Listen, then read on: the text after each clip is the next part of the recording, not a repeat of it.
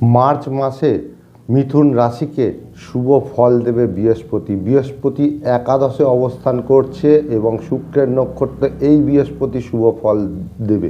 যাদের বৃহস্পতি খারাপ আছে বুঝবেন কি করে, যারা বিপদে পড়লে উদ্ধার হয় না, যারা গরম দুধ খেতে পছন্দ করে না, তাদের বৃহস্পতি খারাপ আছে। রাহু আপনাদের দশমে, কেতু আপনাদের চতুর্থে। কি ফল দিতে পারে?